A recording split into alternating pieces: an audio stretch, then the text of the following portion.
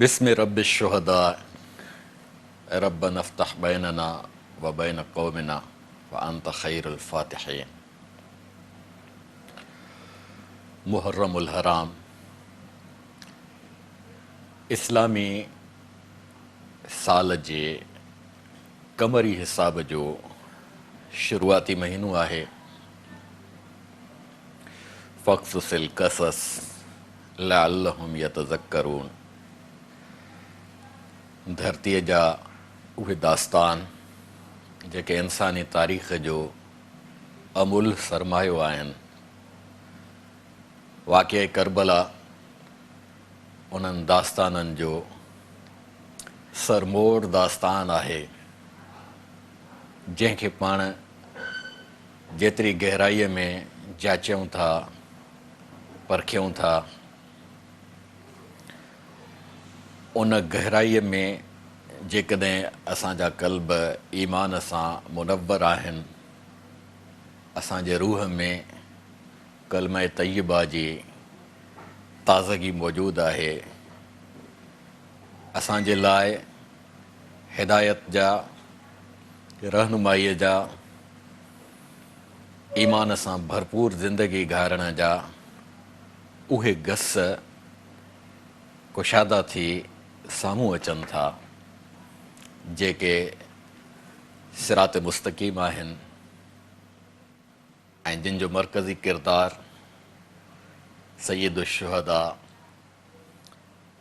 इमाम आली मक़ाम सैयदना हज़रत हुसैन साईं रज़ी अल्लाह अन्हु व अलैहिस्सलाम पंहिंजे तशख़ुस सां इंसानी किरदार जे उन्हनि बुलंदियुनि ते नज़र अचनि था, जेके बुलंदियूं क़ुरान पाक अहसन तक़वीम जे तसव्वुर सां इंसानी नफ़्सियात जे लाइ बयानु फ़रमायूं आहिनि। मिनहुम मन क़ज़ा नहबहु व मिनहुम मन यंतज़िर। क़ुरान पाक जी आयत आहे जंहिंमें किरदार जे अदा करण जी उहा फ़िलासफ़ी मौजूदु आहे, उहा हिकमत ऐं ॾाहप मौजूदु आहे, जेका मुस्तक़बिल ॾांहुं बि सॾे थी ऐं हाल में असांखे ज़िंदह थी रहण जा उहे ओहञाण मुयसर करे थी, जेके मर्दानगीअ जो, जेके इंसानी रुतबनि जे बुलंदियुनि जो हक़ीक़ी मीनार आहिनि। ऐं दास्तान असांखे पंहिंजे माज़ीअ जे उन्हनि शख़्सियतुनि सां ॻांढापो ॾियनि था, जेके शख़्सियतूं सिर्फ़ु मिलत इस्लामिया जो न, सिर्फ़ु अरब क़ौमुनि जो न, बल्कि पूरी इंसानियत जे लाइ हिकु अहिड़ो रोल मॉडल आहिनि, जिन खे फॉलो करण सां पंहिंजी ज़िंदगीअ में असां उन्हनि अज़मतुनि ताईं त नथा पहुची सघूं, सवाल ई पैदा कोन्हे को, पर उन्हनि जे नक्शे क़दम ते हली ऐं पंहिंजी ज़िंदगीअ में उन्हनि सां ॻांढाप जी, अमरता जी, तसलसल जो हिसो थी सघूं था। करबला जो वाक़ियो फ़ीह करबूं व बलाउन, इहे हुज़ूर अक़दस सल्लल्लाहु अलैहि वसल्लम जिन जा अल्फाज़ मुबारक आहिनि। हज़रत मीकाईल अलैहिस्सलातु वस्सलाम मींहं जे लाइ अल्लाह साईं जे तरफ़ां मुक़ररु फ़रिश्तो आहे। हिकिड़े ॾींहुं उन परवरदिगार जलील जे हुज़ूर में इजाज़त चाही आका सल्लल्लाहु अलैहि वसल्लम जन जे दरबार आलिया में हाज़िरी भरण जे लाइ।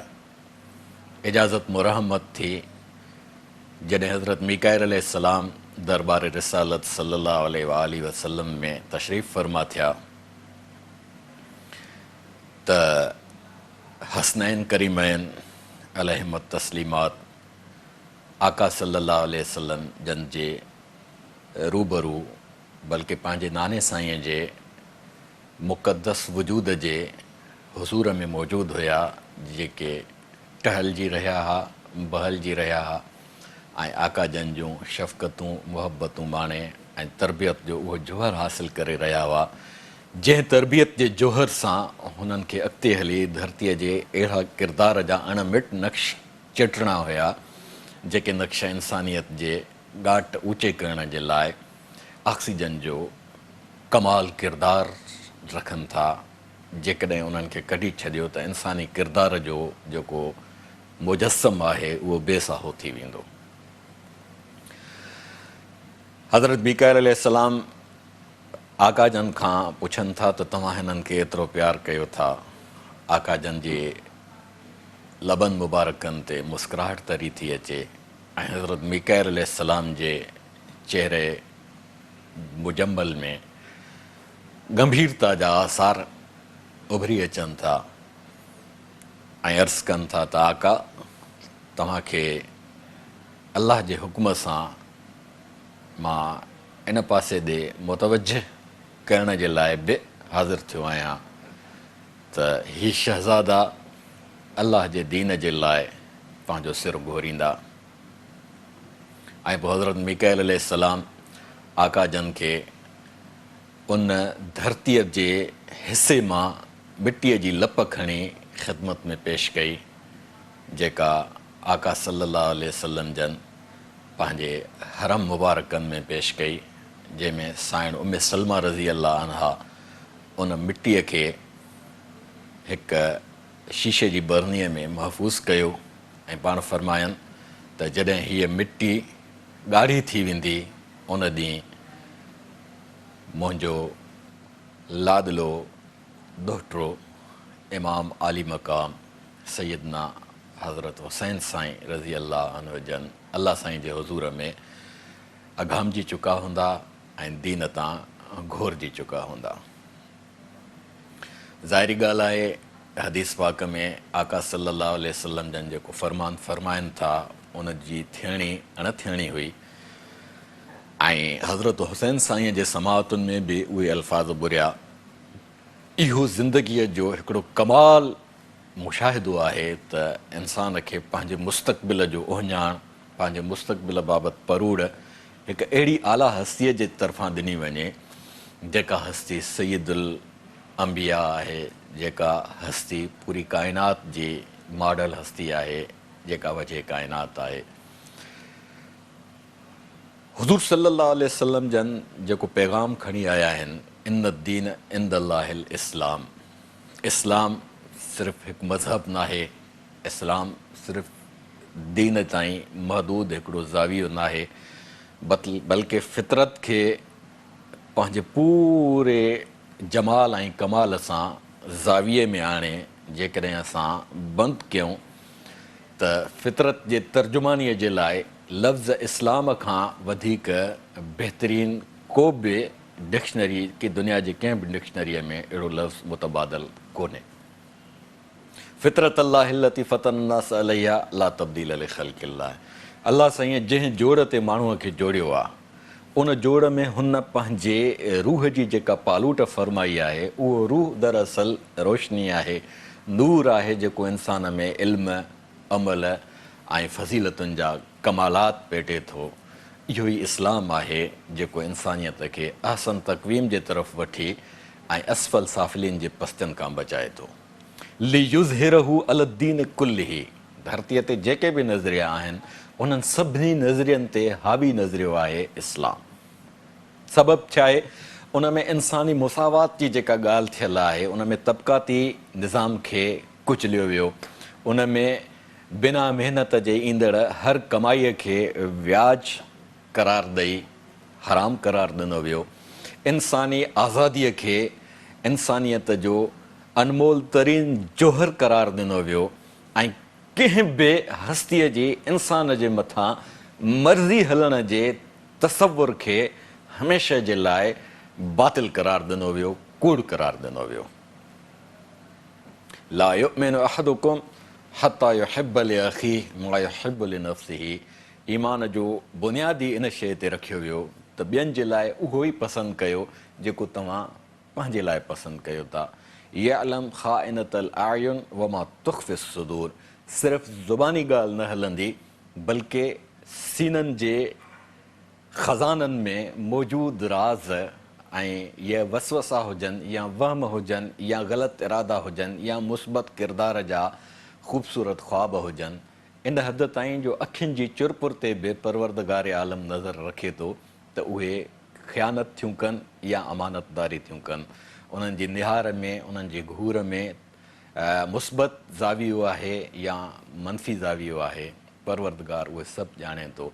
त इंसानु पंहिंजे अमली ज़िंदगीअ में साबित कंदो आहे त मां कहिड़े रस्ते ते पियो हलां ऐं उन जा रवैया, उन जो किरदारु जेकॾहिं ॿियनि जे लाइ जीअण जा दग सिवा थो करे त इहो ईमान आहे। जेकॾहिं हू ईमान जी दावा करे थो ऐं ईमान हुन जे क़ल्ब में अञा दाख़िल न थियो आहे त इहा मुनाफ़िक़त आहे। ऐं इन मुनाफ़िक़त खे ई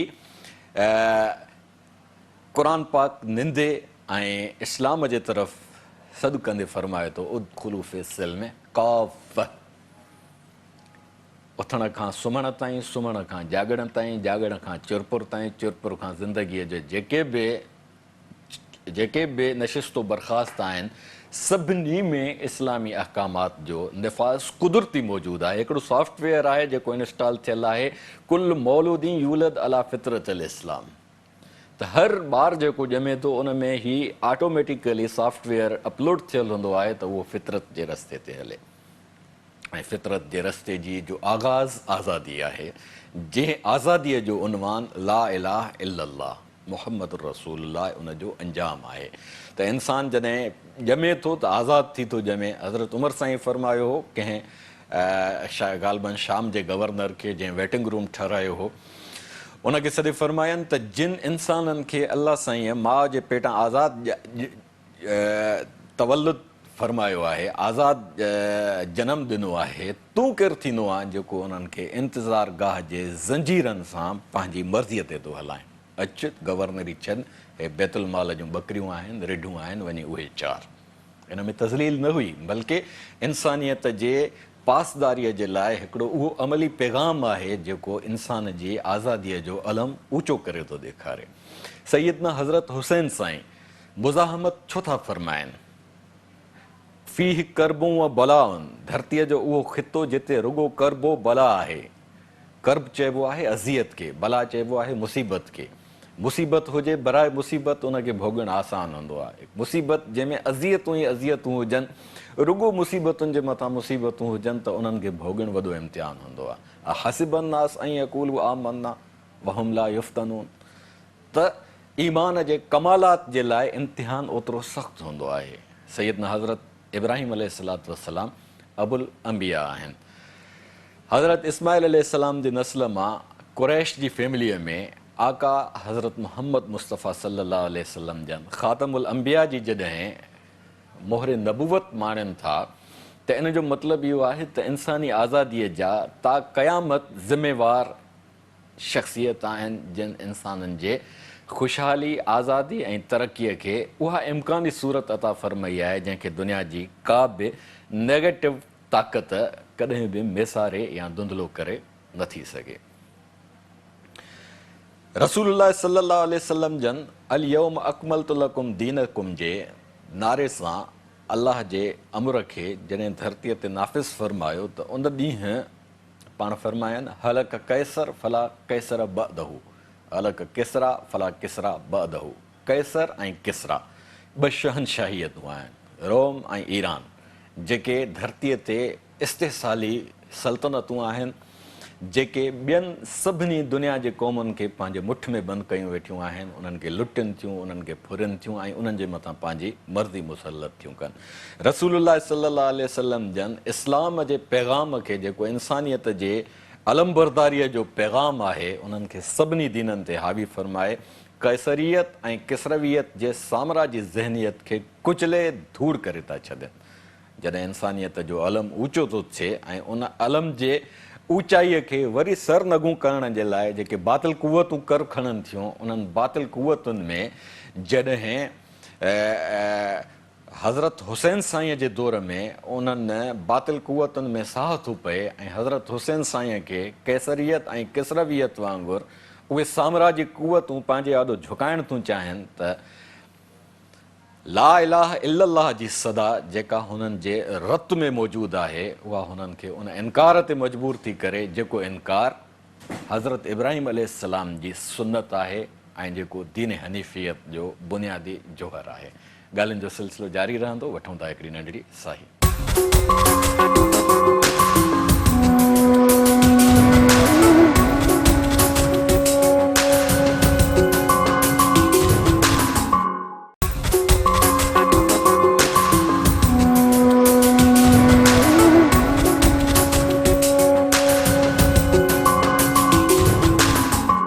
भलीकार नाज़रीन, सैयदना हज़रत इब्राहिम अलैहिस्सलाम इन्नी वजहतु वजहिय लिल्लज़ी फ़तर अस्समावाति वल अर्ज़ हनीफ़ा वमा अना मिनल मुशरिकीन जे उनवान सां धरतीअ जे सॼे वहदतुल वजूद जे फ़लसफ़े खे खणी अची इंसानियत जे लाइ वाज़े था फ़रमाइनि त काइनात तख़लीक़ आहे ख़लाक़े आज़म जे अमरे कुन जे ताबीर सां। ऐं इंसान जेको धरतीअ ते अहसन तक़वीम जो लिबास पाए आयो आहे उन में रूह रबी मौजूदु आहे त हाणे रब वला यख़ाफ़ उक़बाहा जे आला सिफ़त ते जॾहिं पंहिंजे मख़लूक़ खे जोड़े चुको आहे त उन में अलाह साईं पंहिंजे बेनियाज़ीअ वारी जेका सिफ़त पलटी आहे उन सिफ़त खे जॾहिं ला इलाहा इल्लल्लाह जो उनवान मिलियो आहे त उहो इंसानु दुनिया जे सभिनी कुवतनि खां बेनियाज़ थी थो वञे। झुकाईंदड़नि जे आॾो घाट ऊचो थो करे। जेके तवाज़ ऐं निवड़त ऐं आजिज़ीअ वारा इंसान आहिनि उन्हनि सां रली मिली थो वञे ऐं मुहम्मद रसूलुल्लाह जे उनवान सां हू सुन्नत रसूल जे उन दग ते अमल पैरा थो थिए जेको उसवा हसन जो दग आहे। ज़ाहिरी ॻाल्हि आहे त हज़रत इब्राहिम अलैहिस्सलातु वस्सलाम वक़्त जे निमरूद खां जॾहिं बग़ावत कई आहे ऐं उहा बग़ावत जेतिरो वॾो इम्तिहान आहे उन इम्तिहान सां गॾु सैयदना हज़रत इस्माइल अलैहिस्सलाम जेको हुननि जो सिकी लधो पुटड़ो आहे। सैयदना हज़रत इस्माइल अलैहिस्सलाम 90 सालनि जी उमिरि ताईं हज़रत इब्राहिम अलैहिस्सलाम खे औलाद नथो थिए।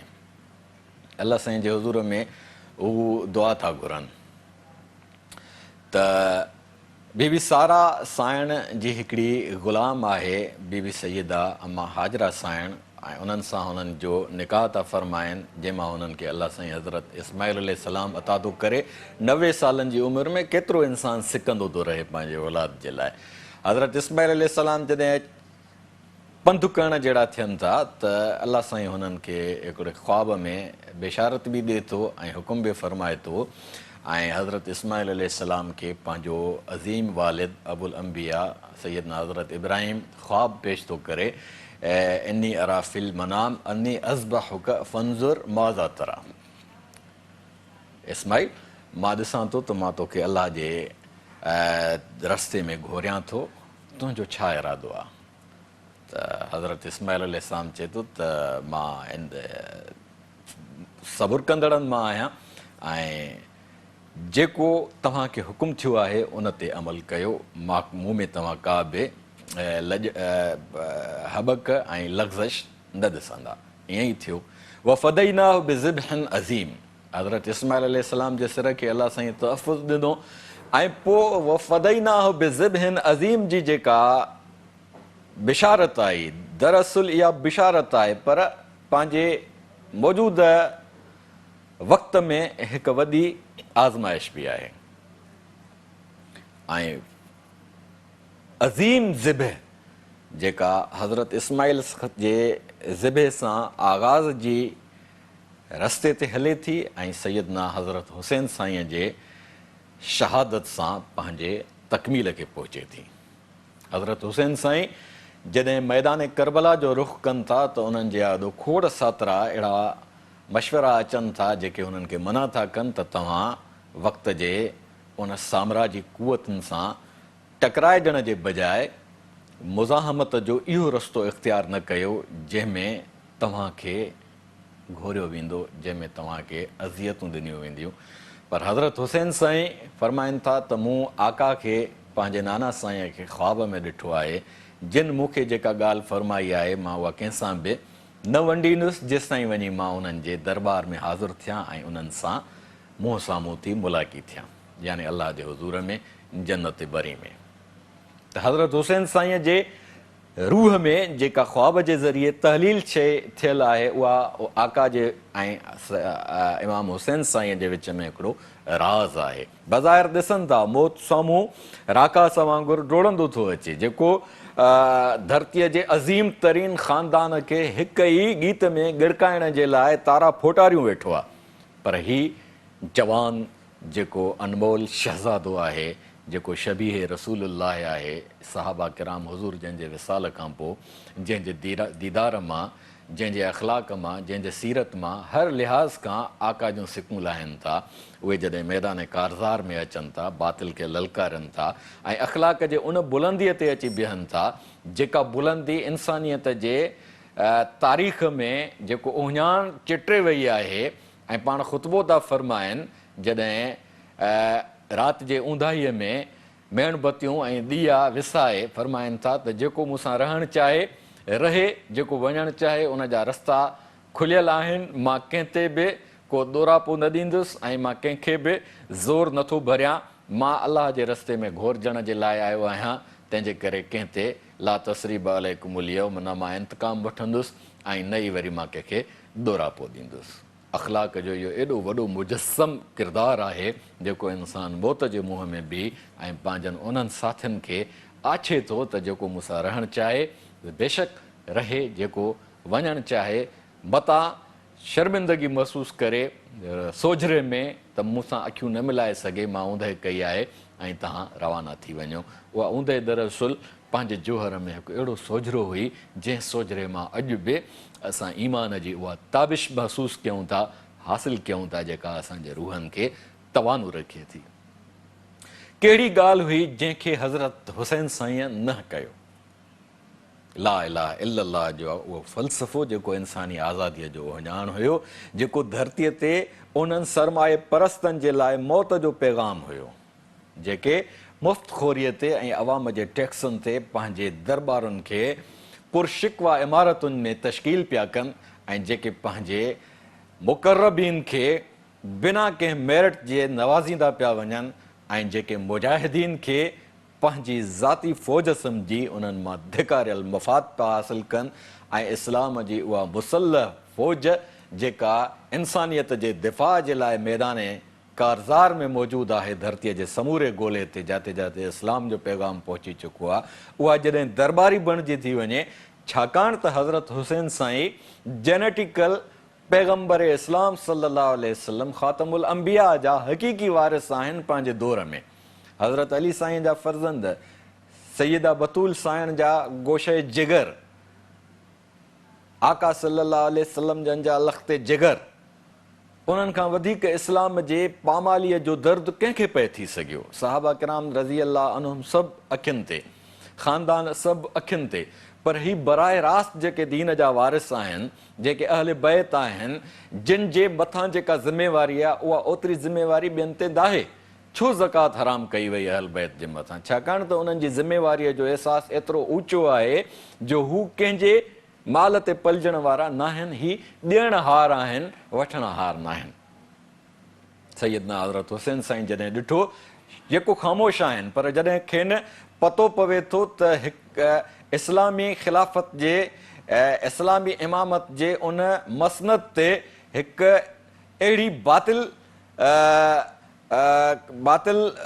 हस्ती बि नथो चई सघिजे, हुनखे शख़्सियत बि नथो चई सघिजे, हुनखे हस्ती ऐं शख़्सियत कीअं चऊं?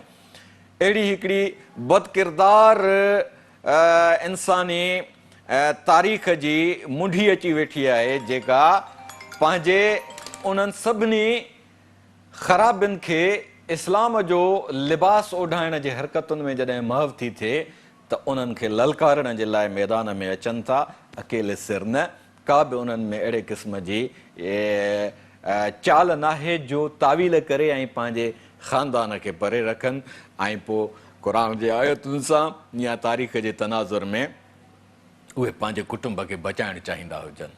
रत में जेका शइ मौजूदु हूंदी आहे उहा रत जी छिक खे महसूसु कंदी आहे। आका सल्लल्लाहु अलैहि वसल्लम जे रूह ते छा गुज़रंदो हूंदो, दीन जंहिंजे निफ़ाज़ जे लाइ पाण पंहिंजी सॼी ज़िंदगी घोरे विया आहिनि, काइनात खे हिकु नुक़्तो मिलियो आहे, काइनात खे पंहिंजी अंजाम जी हिकु वाट मिली आहे जेका पंहिंजे तख़लीक़ जे तकमीली सफ़र ॾांहुं रवां दवा आहे। उन में एॾो वॾो स्पीड ब्रेकर थो अचे ख़िलाफ़त ऐं इमामत जे क़याम खां पोइ, त उनखे हज़रत हुसैन साईं कीअं था बर्दाश्त करे सघनि। ऐं वक़्त जी उहा बातिल कुवत जंहिंजो नालो वठणु बि मां तोहीन थो सम्झां, छाकाणि त मुंहिंजी ज़बान ते हुसैन साईं जो पाक नालो थो अचे, उन मुंडीअ जो मां नालो वठणु गवारा नथो कयां, छाकाणि त हिन पाक नाले सां गॾु उहो नालो नथो सूहे। सभु सम्झो था त उहा बातिल कुवत जेका आहे सिर्फ़ु पंहिंजे जोहर में, सिर्फ़ु पंहिंजे शक्ल में हिकु मुंडी न आहे, केतिरा ई मुसलह जथा उन जी हिमायत में आहिनि। सिर्फ़ु दुनियादारीअ ख़ातिर, सिर्फ़ु मनसबदारीअ ख़ातिर हज़रत हुसैन साईं पलजनि था, शहज़ादा आहिनि, रूए ज़मीन ते जाते जाते बि इस्लाम पहुतो आहे।